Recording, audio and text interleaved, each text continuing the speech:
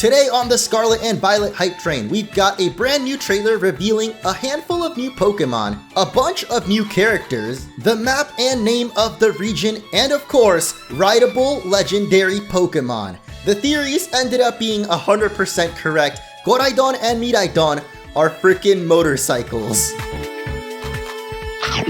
Welcome back everyone, it's The Munch, and earlier today I did my reaction to the Pokemon Presents, so check that out if you haven't already. In this video, I'm going to be going into more details on everything revealed in the trailer, as well as the extra information that we've got on the Pokemon website. So if you guys are excited for Gen 9, make sure to smash that like button and subscribe if you haven't already, and let's get started with the new Pokemon revealed. Like I said, there's only a handful of them in this trailer. In fact, there's only 3, and they do fit quite nicely on that hand there. Let's begin with the most controversial of the 3, I guess. We got Fido, the puppy Pokemon, who is going to be a pure fairy type. And the reason I say it's controversial is because this dog is literally bred. Fido ferments things in its vicinity by using the yeast in its breath. Said yeast is useful for cooking, so this Pokemon has been protected by people since long ago. So just to clarify, they don't actually eat the Fido, but they do produce the yeast that they use to cook with. So Grandma, you better not be doing nothing bad to those puppies back there. And I'm pretty sure its name comes from the popular dog name Fido, like Fido was his, wait no, that's Bingo. Next up, we've got the pure ice type Terra Whale Pokemon known as Cetitan, which is actually going to be the signature Pokemon of the first gym leader we've gotten revealed for the game, but we'll get to that a little bit later. Cetitan need to have tough muscles to be able to support their immense bodies. Yeah, this thing weighs a whopping 1,500 pounds with the ability Thick Fat and Slush Rush, which seems kind of contradictory, like Thick Fat, but then it's also quick in the snow, but that's because its belly is actually very smooth as it slides around the snowy parts of the Paldea region. Its name is a combination of Titan and Cetacea? I'm not sure how to pronounce that, but basically it's the name used to describe aquatic mammals like dolphins, whales, and porpoises. So basically it's a land whale. I mean, we've had a land shark Pokemon before, so why not the land whale? Now you may have heard me mention the Paldea region a little bit ago because the name of the region has finally been revealed, and alongside it its own regional forms. And our very first one is going to be Paldean Wooper, the poison fish Pokemon. So yes, it is turning our favorite little Whoop into a poison and ground type with the abilities Poison Point and Water Absorb.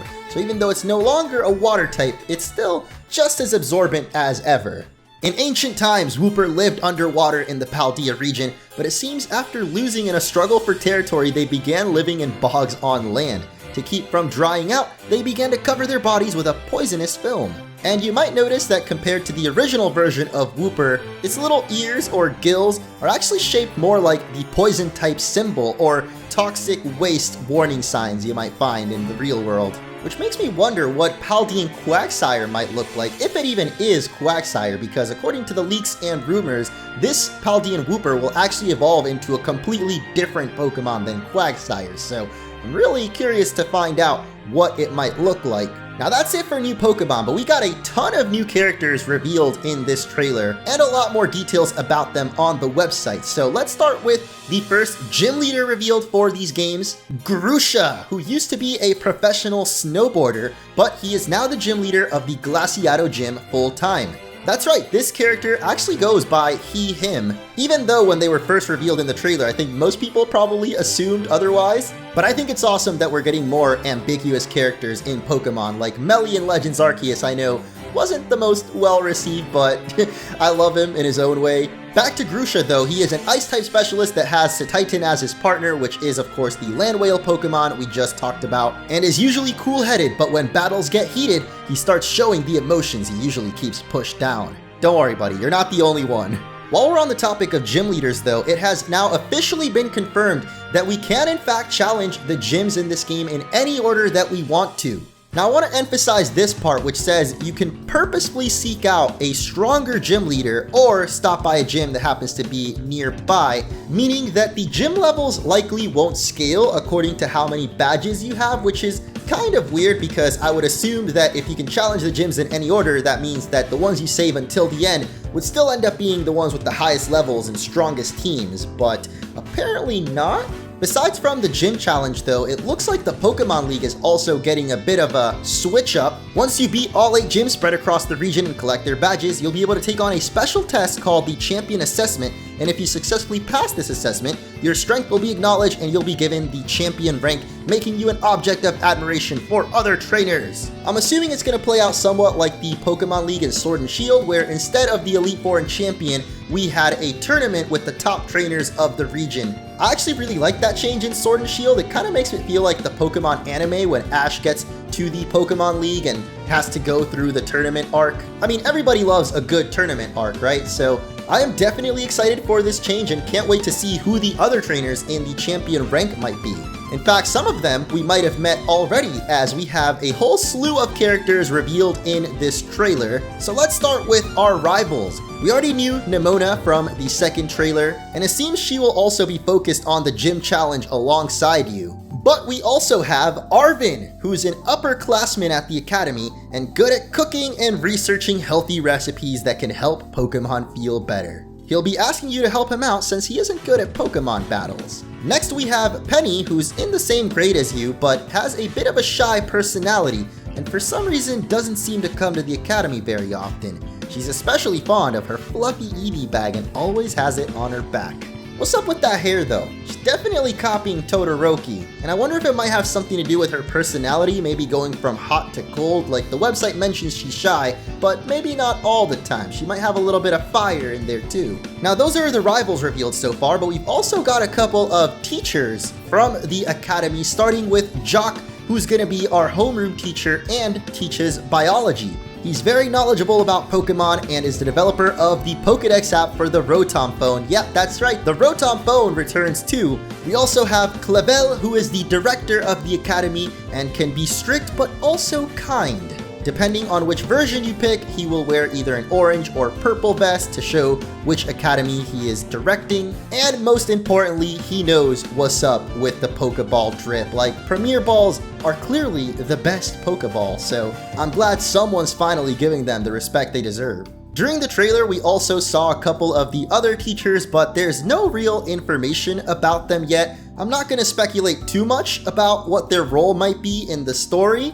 but I'm hoping that like Harry Potter, there's maybe some classes we can go to during the story, and it could be like mini games you can interact with your Pokemon, like cooking class or biology class. 10 points for Slitherkins. You might have noticed that the director keeps talking about this treasure hunt, and while the website doesn't give too much detail on what this is all about, it seems there will be more to do in this game than just the usual gym challenge. There are 2 other grand stories besides your pursuit of becoming champion, and many trials and tribulations await you in those stories as well.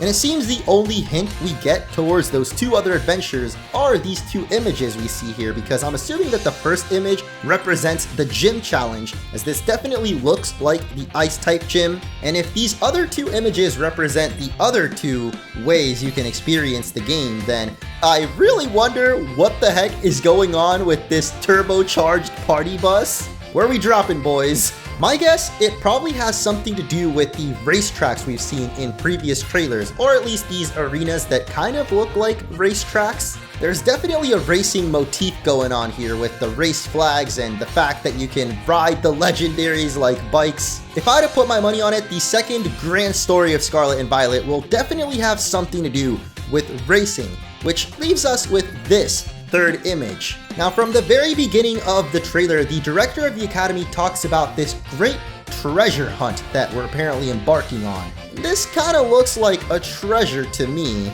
Also, considering Arvin isn't very good at Pokemon battles apparently, I highly doubt he's going to have anything to do with the gym challenge or racing for that matter, so most likely his focus will be on the third aspect of the story, which I think most likely is the treasure hunt. While I was editing, I noticed something that might add a little more clarity to this third grand story, and it's back in the second trailer for Scarlet and Violet. We actually got a major hint at the fact that there would be 3 aspects to this game: gym battles, the racing challenge, and something to do with these towers. Now, I'm going to stick with my theory that these towers probably have something to do with the treasure hunt, but the more I keep watching the trailer, the more I notice them pop up here and there. So whatever this third grand story is, it definitely has something to do with visiting these towers. Now we already knew that there's going to be character customization, but it seems because of the whole school life theme, the outfits will all be some kind of variation on a school uniform, but you can switch up accessories like hats and shoes and your hair, which will still make for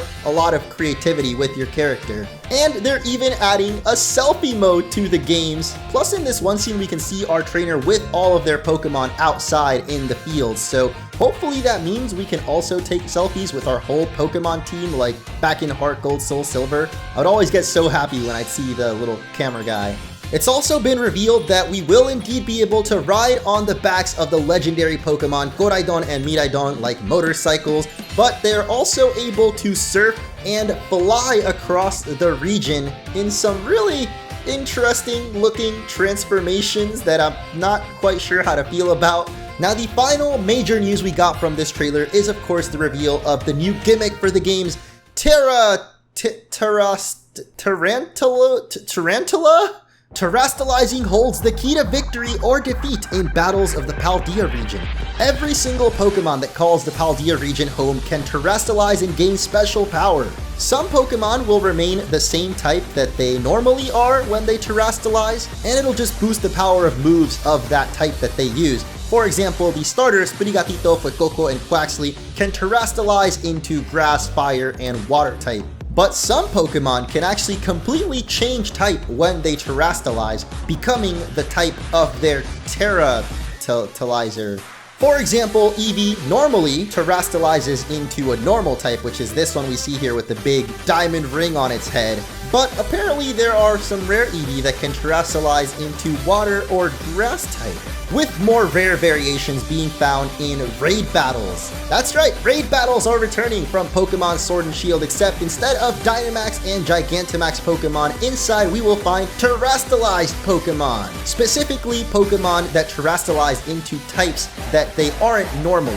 For example, we see a water Terrastilized Gardevoir in the trailer, which means when it changes form, this Gardevoir actually becomes a water type and has its water type moves boosted.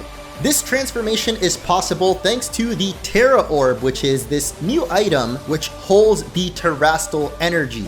And once your Terrastilized Pokemon faints or the battle is over, then you need to recharge this Terra Orb by touching one of these Terra Crystals or going to the Pokemon Center, which I'm guessing means in online battles you'll only be able to Terrastilize one Pokemon per battle, similar to Dynamax and Mega Evolution, but there's no like set amount of turns, it's just until the Pokemon faints. And that is everything revealed in the third trailer for Pokemon Scarlet and Violet. Hope you guys enjoyed this breakdown, and stay tuned because I will be doing an analysis of the Paldea region map, as well as a deeper dive into Terrastilizing and what it could mean for the future of Pokemon battles. Hit that like button if you enjoyed, and I'll catch you in the next video.